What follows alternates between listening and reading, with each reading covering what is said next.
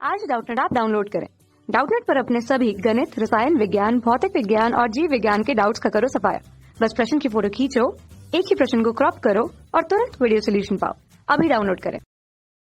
प्रश्न में हमें स्थितिज ऊर्जा और अभिक्रिया की स्थिति के मध्य एक ग्राफ दिया हुआ है, जिसमें ग्राफ में साइक्लोहेक्साट्राइकीन और बेंजीन के मध्य ऊर्जा अंतर दिया गया 36 किलो कैलोरी प्रति मोल तथा इससे अंततः साइक्लोहेक्सेन बनने की प्रक्रिया में अभिक्रिया की एंथैल्पी, दोनों अभिक्रियाओं में अभिक्रिया की एंथैल्पी दी गई। और आगे पूछा गया है, बेंजीन की अनुनादी संरचना की गणना करने के लिए हम बेंजीन तथा साइक्लोहेक्सेन अथवा इसके व्युत्पन्न के हाइड्रोजनीकरण की ऊष्मा की तुलना का प्रयोग कर सकते हैं। साइक्लोहेक्सीन के लिए हाइड्रोजनीकरण की ऊष्मा होगी, ठीक है। सही उत्तर के चयन के लिए हमें 4 विकल्प दिए गए, विकल्प ए, विकल्प बी, विकल्प सी तथा विकल्प डी।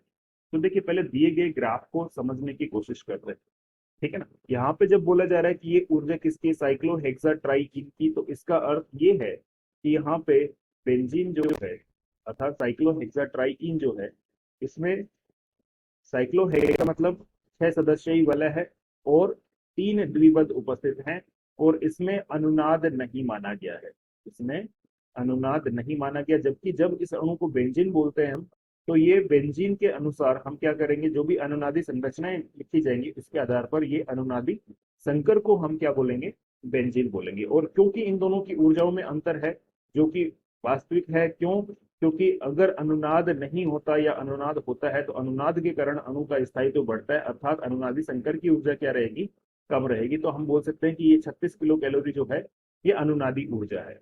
अब हमें पूछा गया साइक्लोहेक्सीन की हाइड्रोजनीकरण की ऊष्मा। देखो, इन दोनों अभिक्रियाओं को यहाँ पे अंततः क्या बन रहा है, साइक्लोहेक्सेन बन रहा है, ठीक है।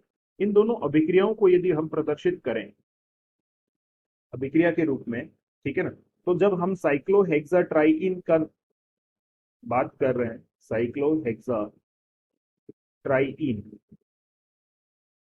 ट्राइकीन की जब बात हो रही है, ठीक है ना, इसका अर्थ क्या हुआ कि बेंजीन वलय में 3 द्विबंध उपस्थित हैं, लेकिन यहाँ पे अनुनाद नहीं मानना है, अनुनाद नहीं माना गया है, अर्थात यहाँ पे अनुनाद जो है वो उपस्थित नहीं है।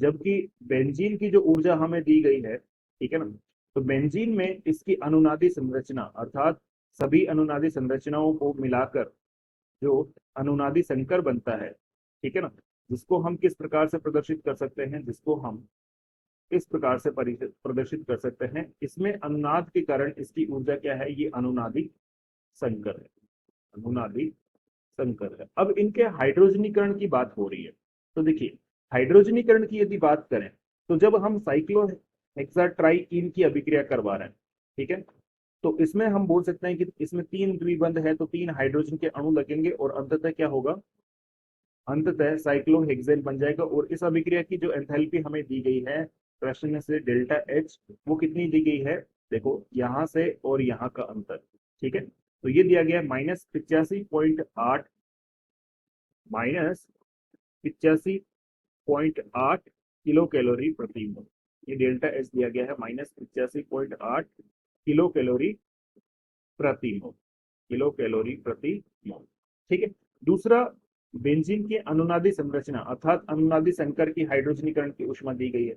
हमें पता है इसमें भी क्या होते हैं, 3 द्विबंध ही होते हैं, लेकिन पहले इस संरचना के हाइड्रोजनीकरण करने से पहले इस प्रक्रम को हम ऐसा समझ सकते हैं कि इसको पहले क्या करना पड़ेगा, इस प्रकार की संरचना में परिवर्तित करना पड़ेगा और इसके लिए इसे 36 किलो कैलोरी ऊष्मा देनी पड़ेगी, जो कि यहाँ पे इस ग्राफ में दिए गए अंतर के बराबर है। 36 किलो कैलोरी ऊष्मा इसको देनी पड़ेगी, ठीक है ना। उसके बाद आप क्या कर सकते हो, 3 हाइड्रोजन के अणु का योग करके इसे किसमें परिवर्तित कर सकते हो, साइक्लोहेक्सेन में। इस अभिक्रिया की जो कुल ऊष्मा दी गई है वो दी गई है यहाँ से इस ग्राफ में -49.8 किलो कैलोरी प्रति मोल, ठीक है। और पूछा क्या गया है हमें, पूछा गया है हमें कि साइक्लोहेक्सीन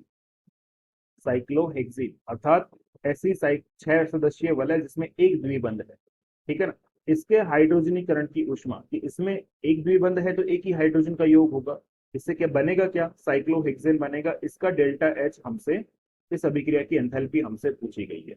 अब ध्यान देने वाली बात यह है यहाँ पे कि साइक्लोहेक्सीन में अनुनाद नहीं है, बिना अनुनाद के अर्थात सैद्धांतिक हाइड्रोजनीकरण जहां पे हो रहा है इसे हम क्या बोल सकते हैं, ये सैद्धांतिक हाइड्रोजनीकरण, ठीक है, ये सैद्धांतिक हाइड्रोजनीकरण है जहां पे अनुनाद को नहीं माना गया है। जबकि ये क्या है, ये वास्तविक हाइड्रोजनीकरण है क्योंकि बेंजीन अणु में हमेशा अनुनाद उपस्थित होता है, ठीक है।